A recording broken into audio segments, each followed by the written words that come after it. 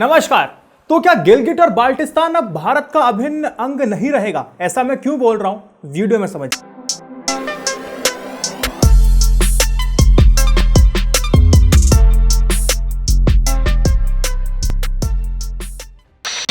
जब भी हम हिंदुस्तान और पाकिस्तान के बीच सीमा विवाद और तनाव की बात करते हैं तो सभी मुद्दे जम्मू और कश्मीर का जो हिस्सा भारत में है उस तक सीमित रहता है। लेकिन जम्मू कश्मीर का ही एक ऐसा हिस्सा गिलगिट जो अभी तक पाक अधिकृत जम्मू और कश्मीर में है, पॉलिटिकल और सोशल डिबेट में अक्सर गायब दिखता है। गलत हूं तो बताइए। पर अगर भौगोलिक पैरामीटर्स पर देखा जाए तो वास्तव में जम्मू कश्मीर की अहमियत जम्मू एवं कश्मीर लद्दाख से भी अधिक गिलगिट एवं बाल्टिस्तान के कारण है, क्योंकि यह विश्व में एकमात्र ऐसा स्थान है जो कि 5 देशों से जुड़ा है: अफगानिस्तान, तजाकिस्तान, पाकिस्तान, भारत, तिब्बत और चाइना।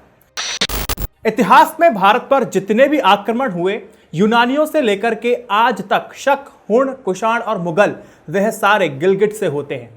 इसीलिए गिलगिट बाल्टिस्तान में जो भी होता है उसका भारत की सुरक्षा से सीधा लेना देना है। देश का विभाजन 1947 के दौरान गिलगिट और बाल्टिस्तान क्षेत्र ना तो भारत का हिस्सा था और ना पाकिस्तान का। ब्रिटेन ने 1935 में इस स्थान को गिलगिट एजेंसी को 60 साल के लिए लीज पर दिया था, लेकिन अंग्रेजों ने इस लीज को 1 अगस्त 1947 को रद्द करके क्षेत्र और जम्मू एंड कश्मीर के महाराजा हरि सिंह को वापस कर दिया। 31 अक्टूबर 1947 को राजा हरि सिंह ने पाकिस्तानी आक्रमण के बाद जम्मू कश्मीर का मिलान भारत में कर दिया और तब पाकिस्तान ने इस फैसले का अंतर्राष्ट्रीय स्तर पर विरोध जताया, लेकिन संयुक्त राष्ट्र के दखलंदाजी के बाद उसने भी 1949 में इस फैसले पर हस्ताक्षर कर दिए, यानी कि हामी भर दी। गिलगिट बाल्टिस्तान के स्थानीय कमांडर कर्नल मिर्जा हसन खान ने जम्मू कश्मीर में के भारत में विलय के कारण 2 नवंबर 1947 की विद्रोह कर दिया। उसने जम्मू कश्मीर से गिलगिट बाल्टिस्तान की आजादी का ऐलान भी कर दिया। हालांकि पाकिस्तानी आक्रमण के कारण यह इलाका उसके कब्जे में आ गया और संयुक्त राष्ट्र के द्वारा सीज फायर घोषित करने के बाद से पाक का यहां पर कब्जा बना हुआ है। यह तो बात हमने इतिहास की कर ली, अब वर्तमान की बात कर लेते हैं। स्थिति क्या है? 1 नवंबर को गिलगिट और बाल्टिस्तान में हर साल स्वतंत्रता दिवस के रूप में मनाया जाता है। इस बार पाकिस्तान के प्रधानमंत्री इमरान खान ने डिक्लेयर कर दिया है कि उनकी सरकार इस क्षेत्र को प्रोविंशियल स्टेट का दर्जा देने जा रही है। अगर ऐसा हुआ तो यह पाकिस्तान का 5वां प्रांत बन जाएगा। गिलगिट बाल्टिस्तान पाकिस्तान द्वारा प्रशासित सबसे उत्तरी क्षेत्र है, जो देश का एकमात्र क्षेत्र है। उसे चीन के साथ भूमिगत मार्ग से जोड़ता है, जहां यह झिंजियांग क्षेत्र से मिलाता है। चीन ने बीते वर्षों में यहां काफी ज्यादा इन्वेस्टमेंट किया है, जिसमें चाइना, पाकिस्तान आर्थिक गलियारों का निर्माण किया। दोनों देशों के लिए काफी महत्वपूर्ण माना जाता है। चाइना का इसमें काफी पैसा लगा हुआ है। अगर गिनती करके बताया जाए तो लागत करीब 3,51,000 करोड़ है। अब ऐसे में चीन बिल्कुल नहीं चाहेगा कि वहां पर कोई भी किसी तरह का डिस्प्यूट हो। इमरान खान के फैसले में चीन का दखल नजर आता है। शायद यही वजह है कि कश्मीर पर जो चीन भारत के खिलाफ चिल्लाता नहीं थकता था, वो अब शांत बैठा है और फैसले का स्वागत कर रहा है। तो क्या अब भारत का अभिन्न अंग नहीं रहेगा गिलगिट और बाल्टिस्तान? भारत हमेशा से पूरे जम्मू कश्मीर पर दावा करता रहा है और इसे अभिन्न अंग मानता है।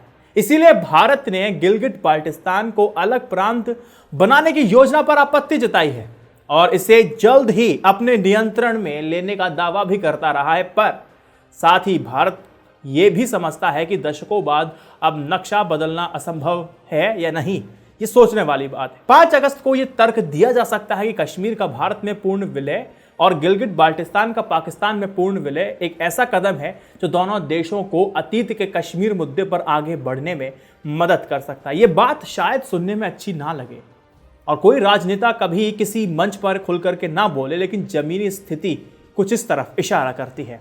गिलगिट और बाल्टिस्तान के बारे में बात करने से पहले हमें यह समझ लेना चाहिए कि पाकिस्तान इस मामले में चीन की एक कठपुतली से ज्यादा कुछ नहीं है। वहां अगर भारत कोई कदम उठाता है तो सीधा मुकाबला चीन से होगा। तो ऐसे में जरूरी है कि हम पहले अपने आप को परखें कि हम चीन से सीधे सामना करने के लिए कितने तैयार हैं, हमारी डिप्लोमेसी किस तरह की है, क्या हम कर सकते हैं, कितने देशों को साथ ले सकते हैं और चीन पर किस तरह का दबाव बनाया जा सकता है, किस रणनीति के तहत गिलगिट और बाल्टिस्तान को, जो कि अखंड भारत का हिस्सा रहा है, फिर से भारत का हिस्सा बन सके। ये सब कूटनीति पर निर्धारित रहेगा। दोस्तों, शॉर्ट वीडियो आपको कैसा लगा मुझे बताइएगा। इस वीडियो को शेयर कीजिएगा। INI न्यूज इंडिया की जर्नलिज्म को सपोर्ट करने के लिए आप चैनल की मेंबरशिप भी ले सकते हैं, पेट्रियन और यूट्यूब मेंबरशिप। जय Hind, Vande Mataram. Stay updated, stay educated, सत्यमेव जयते। नमस्कार।